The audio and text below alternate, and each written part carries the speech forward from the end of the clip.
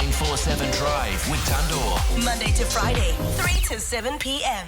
Hi guys, my name is Thando. I'm from 947, a radio station in South Africa. I'm happy to be speaking to the both of you.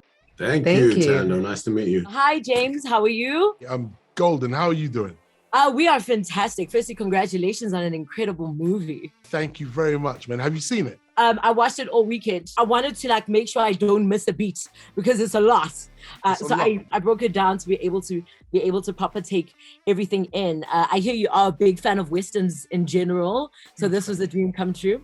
Yeah, it was a super dream. I am in shock at the fact that movies like this can be created where we're able to see Black people in a way that has never, ever been shown before. How did you guys feel about being a part of it? It's exciting. You know, I think even as audience members, we get to appreciate it as an audience and as part of the storytelling process. But Regina, you weren't necessarily a fan of Westerns. I'll pick up my hand and say, I'm in the same boat as you. What changed your mind? Jeymes' vision. This is, if Westerns were more like this, maybe I would be a fan of Westerns. Every time they show Black people in the Old West, they always give reason for why that Black person is there. You know, more often than not, they'll make reference to his color. They'll make reference to him being a slave and used to be owned by this person, whatever it is. And such wasn't the case.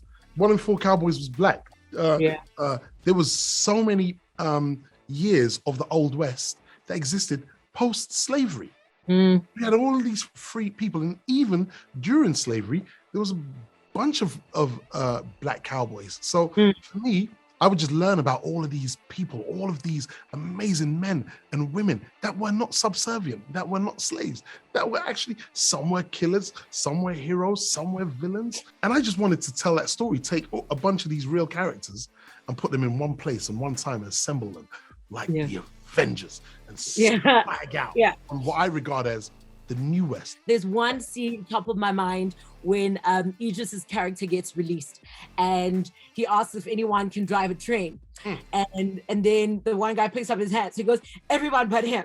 And there's like a slow-mo thing that you did. And there's like music and people just dying right in front of him. It's like gruesome, but it's really cool. Speak to me about the integration of music into this amazing film. That was the first scene I wrote for the movie. Oh, lovely. And and when they gallop in after the train, when they're riding, chasing the train, led by Regina, Trudy Smith, played by Regina King, I had this music in my head because I've had it in my head since I first heard it as a child.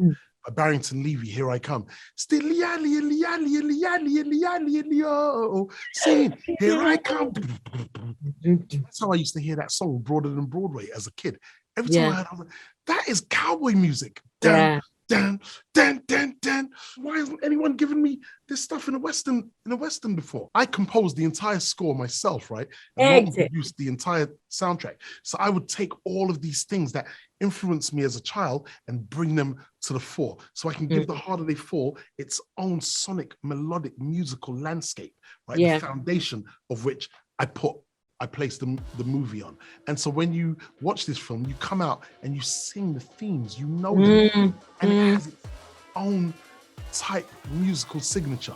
You know, it's kind of sad that, you know, in 2021, this is the first Black Western. Say what? But what a movie, right? And it kicks open the doors and does something original, right? So I kind of expect Jeymes Samuel and in his future movies to be, you know, dynamic in that way. Yeah.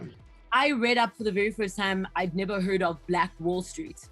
And I don't know, for me, this is what I saw.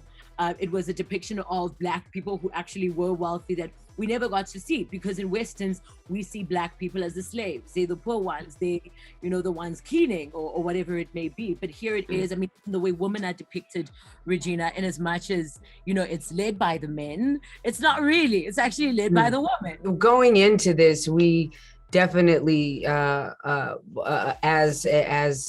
partners in telling a story, felt like Redwood was what Black Wall Street, Tulsa was 40 years before, prior. So while this is fantasized, this story, it is anchored in a bit of truth. And I think that that's what grounds the performances and while there are moments of levity in this film, it definitely allows people to finish the film and want to go to the Google and look up Rufus Buck, you know. That's what I did. And when you hear Nat Love say, "Where's your boss?" and Trudy Smith, Regina King goes, "My boss." Yeah. Clearly, you don't know me.